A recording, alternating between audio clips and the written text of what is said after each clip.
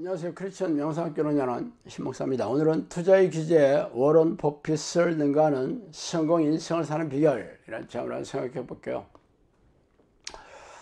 일전에 인터넷 언론에서 재미있는 일화가 실렸기에 제가 그 기사를 한번 읽어드릴게요.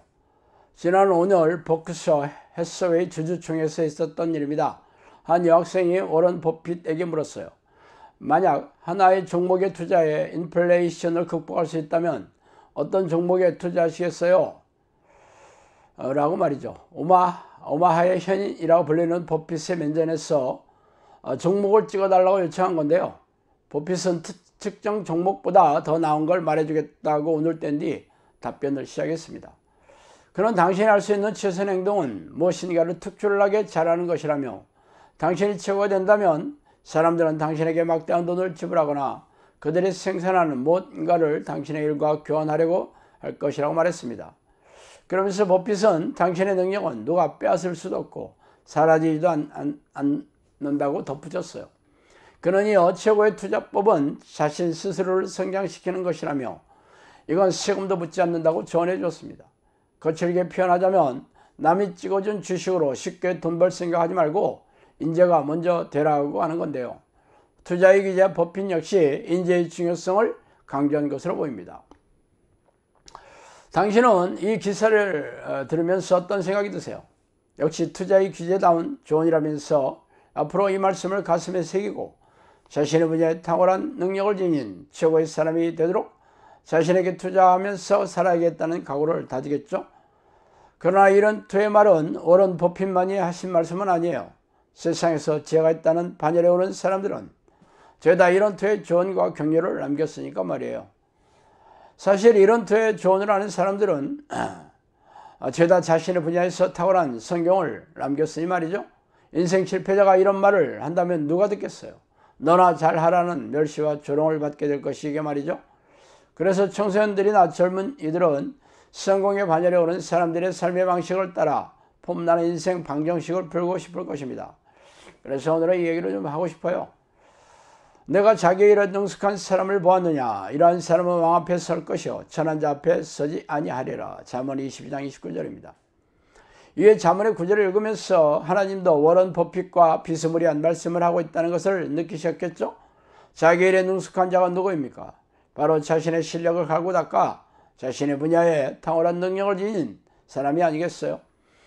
이런 사람은 최고의 부와 권력을 지닌 왕에게 불려가 총애를 받는 신하가 될 터이니 최고의 인생을 구가하게 될 것입니다. 그렇다면 성경은 이런 사람이 되려면 어떻게 해야 한다고 조언해 주고 있습니까? 세상의 성공자들이 말한 대로 자신의 분야에 탁월한 능력을 갖추기 위해 지식과 정보와 경력을 쌓아 당대 최고의 실력자가 되어야 한다고 하고 있어요. 그러나 성경은 세상에 말하는 방식과는 좀 다르죠. 들으라 너희 중에 말하기를 오늘이나 내일이나 우리가 어떤 도시에 가서 거기서 1년을 머물며 장사하여 이익을 보리라 하는 자들아, 내일 일을 너희가 알지 못하는도다. 너희 생명이 무엇이냐? 너희는 잠깐 보이다가 없어지는 안개니라. 야고보서 4장 13, 14절이죠. 주께서 사람을 티끌로 돌아가게 하시고 말씀하시기를 너희 인생들은 돌아가라 하셨사오니 우리의 연수는 70이요 강건하면 80이라도 그 연수의 자랑은 수고와 슬픔뿐이요 신속히 가니 우리가 날아갔나이다. 시편 90편 3절과 10절 말씀입니다. 성경은 인간은 하나님이 흙먼지로 지은 피조물이며 우리의 인생의 목적이 하나님을 찬양하고 경배하며 하나님께 영광을 돌리기 위한 목적으로 지으셨다고 선포하고 있습니다. 그래서 인간의 지혜와 노력으로 탁월한 계획을 세우고 실천에 옮긴다 할지라도 내일 일을 알 수 없는 무능하고 무기력한 존재임을 깨닫게 될 것이라고 말하고 있죠. 세상의 성공자들은 자신의 능력을 갈고 닦아 자신의 분야에서 최고가 된다면 성공하고 행복하게 살 것이라고 말하고 있지만 거꾸로 하나님은 우리가 먼지와 티끌 같은 하찮은 존재에 불과하다고 말하고 있죠. 그래서 세상에서 엄청난 성공을 거두어서 억만장자가 되고 무소불위의 권력을 소유했다 하더라도 나이가 들면 병들어 앓다가 죽으러 운명이 될 것이기에 이 땅을 떠날 때 돈과 권력이 무슨 소용이겠어요? 그렇다면 성경이 말하는 이 땅에서 행복하고 성공하며 사는 비결은 무엇입니까? 여호와께서 요셉과 함께 하심으로 그가 형통한 자가 되어 그의 주인 애굽 사람의 집에 있으니 그의 주인이 여호와께서 그와 함께 하심을 보며 또 여호와께서 그의 범사 형통하게 하심을 보았더라. 창세기 39장 2절 3절 말씀입니다.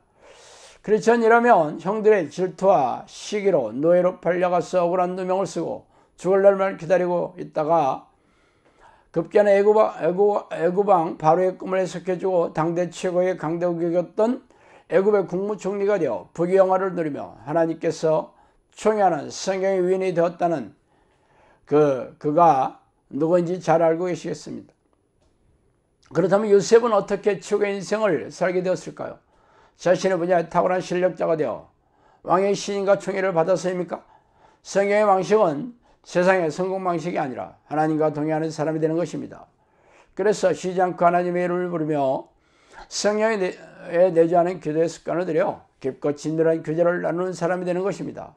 그런 사람에게 성령께서 안에 들어와서 거주하시며 통치하시는 하나님이 사람이 되는 것입니다. 투자의 규제 오랜 버핏이라도 늙어 병들어 앓다가 이 땅을 떠날 때 그 지혜와 재산이 아무런 소용이 없이 허무하게 되지 않겠어요?